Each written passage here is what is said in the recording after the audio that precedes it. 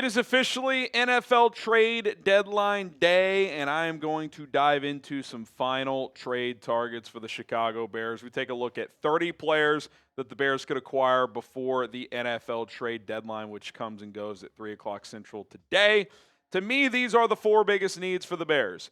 Edge rusher, especially after Dayo Adengbo's injury. I'd say that's number 1. Cornerback, outside corner in particular, that is number 2.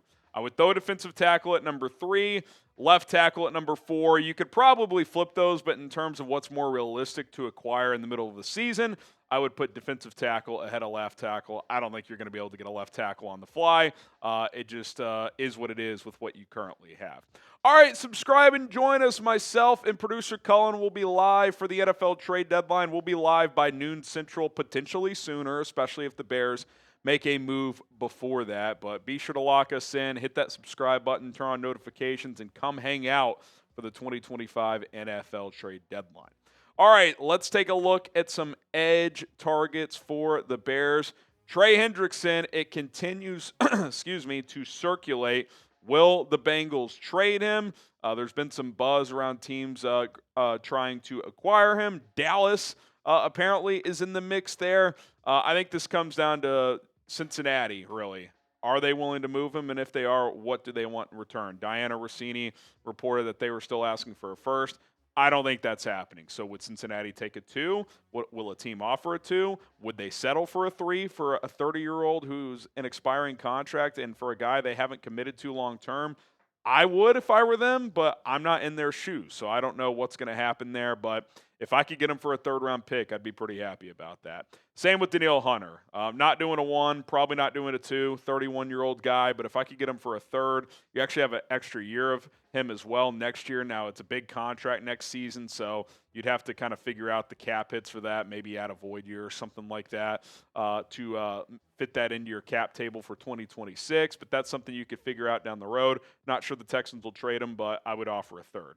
Jermaine Johnson has been rumored to trades as well. Now, the Jets and Jermaine a couple weeks ago kind of puffed out their chests and said he's not going anywhere. Does that change? We'll have to wait and see. I would offer probably a 4th for him. I don't think I'd dip it into the 2nd or 3rd round for Jermaine Johnson given his injury history. He also has a torn Achilles under his belt. Kayvon Thibodeaux. The Giants reportedly want a 1st. That's a non-starter. I'm not even sure I would do a 2nd. I would do a 3rd. Really good against the run. Flashes as a pass rusher. I think he fits kind of the Dennis Allen height, size, weight combination that he's looking for. So if you could get him for a 3rd, I'd be in. Not sure I'd do a 2. Definitely wouldn't do a 1. Bradley Chubb, I think he's getting moved before the deadline. The question is where, and the question is for how much. They traded Jalen Phillips for a 3rd. He was still on his rookie contract. I don't think the Dolphins are getting a 3rd for Bradley Chubb. He's making about $19 million per year. He's a good player, not a great player. I think a 4th or a 5th-round pick is what you're looking at, and I'd probably do that if I was the Chicago Bears. Okay, some other edge rushers out there. The 2 Saints guys, Chase Young, Carl Granderson. Not sure you can get either of those guys, but the Dennis Allen connection is there. They would be able to come in, pick up the scheme, and contribute right away. Will McDonald IV, more of an undersized speed rusher. Not sure he's a fit, but I do like him as a pass rusher. Some lesser names, Arden Key and Arnold Ebiketie. They could be involved in rotation. Same with Matt Judon and Von Miller. Dre'Mont Jones, kind of a tweener. I don't know if he's a good scheme fit, but he's having a pretty productive year, 4.5 sacks in 9 games. Anfernee Jennings, good against the run, not a good pass rusher, so you could play him on early downs. And then Boye Mafe, I don't know what the offer would be. He's in the final year of his contract with Seattle, so that's kind of an interesting one. I'm not sure the Bears would go down that route. Who is your dream edge target for the Chicago Bears? And sure, you could say Max Crosby or Myles Garrett. You're not getting Max Crosby. You're not getting Myles Garrett, at least I don't think. So let me know who your dream edge target is, realistic or not. All right, we are sponsored by PrizePicks. The hard-hitting football action is even better with PrizePicks. The weather might be changing, but the feeling of being right never gets old. So keep the season rolling on PrizePicks by getting $50 instantly in lineups when you play your first $5. Speaking of lineups, it's very easy to make one. It takes less than 90 seconds to create a PrizePicks account and less than 60 seconds to create your first lineup. All you do is select 2 or more players and pick more or less on the stat projections being offered. Passing yards, rushing yards, receiving yards, points, rebounds, assists in basketball, combo stats, other sports, fantasy score for certain players. It is all out there. More or less, 2 or more players, up to 6-player lineups. Certain lineups pay up to 2,000 times your entry. That's right. You can turn $10 into $20,000 with PrizePicks. Here's a simple example of a 2-player lineup. I took more on both Caleb Williams and Jackson Dart's passing yards. 227.5 for Caleb, 199.5 for Dart. That's a low number for Dart against this Bears secondary right now, so I took them more on that. Maybe I changed my mind, depending on if they trade for a big-time defensive back. But $20 to win $55. Download the PrizePicks app today. Use our code CLNS to get $50 in the lineups after you play your first $5 lineup. That is code CLNS to get $50 in the lineups after you play your first $5 lineup. PrizePicks, it's good to be right. Let's take a look at some defensive tackles before we get to some corners. Quinnen Williams, he's one guy. I've been hesitant on saying I would trade a second-round pick. I think I would trade a second for Quinnen. I would not trade a first, and it sounds like if the Jets are going to move him, they would want a first. So that's probably a non-starter for me. But if you got Quinnen Williams on this defensive line for a second-round pick, I mean, he's a very impactful player. Shelby Harris, kind of a rotational guy on the interior. I think if you're going to go defensive tackle, you'd probably rather get a more impactful player. But he's at least a guy, you can put on your defensive line, knows how to play, has played in a lot of different systems. Davon Godchaux with the Saints as well. More of a run stopper. Not sure you really need that. You've got Andrew Billings. You've got, obviously, Jonathan Ford as well. He's probably better than Jonathan Ford, but I don't think that's really the type of defensive lineman you need. But he's been linked in trade, so I wanted to mention him. Tyree Wilson and Calais Campbell. I mentioned both these guys at once here. They're kind of edge, D-tack hybrids depending on scheme. They would probably line up in both spots in this defense, so they do have that versatility. Obviously, Tyree Wilson, things haven't fully clicked in Vegas as a former first-round pick. He's had moments. I actually think he's been better as a defensive tackle, especially as a pass rusher, than on the edge. So you've got that. Calais Campbell at 38 years old is still a productive player. If we're filming this Monday night before the game, if Arizona loses to Dallas, if they lost last night, maybe he's a guy that they would trade off. Okay, some cornerbacks here. Rasul Douglas, he remains the guy I want the most. Why? Because he's a rental. You don't need a long-term answer at corner. Jalen Johnson is under contract for years to come.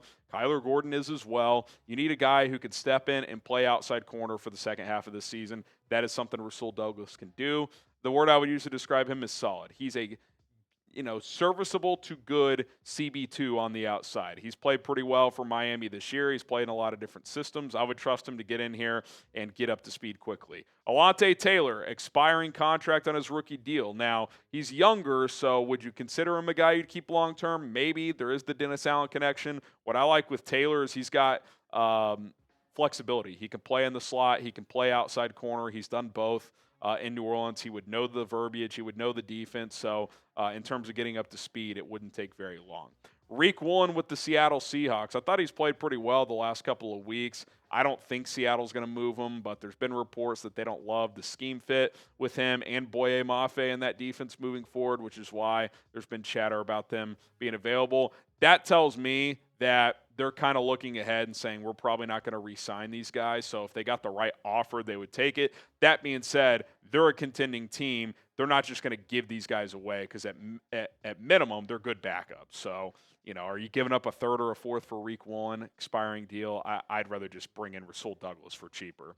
Cam Taylor-Britt, same deal. If it's cheap, pick swap, late round pick, I'd rather do that than a middle round pick for Riq Woolen. I thought Taylor-Britt played pretty well against the Bears on Sunday. Hasn't had a great year, but has been productive in this league before. And then Joshua Williams, just a name we haven't talked about a ton.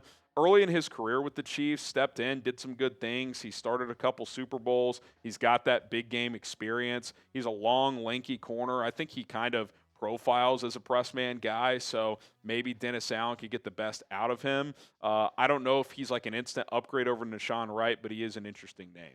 Okay, speaking of an interesting name at the cornerback position, Asante Samuel Jr. Remember, he had a medical check scheduled for mid-October to see if he would be cleared to play because he had a neck surgery this offseason. It was a pretty serious deal. Well, Jeremy Fowler has reported that he has been cleared and that he can start taking visits with teams this week. If I am the Chicago Bears, I would be on the phone with Asante Samuel's agent. Hey, come work out. If you have a good workout, we're signing you.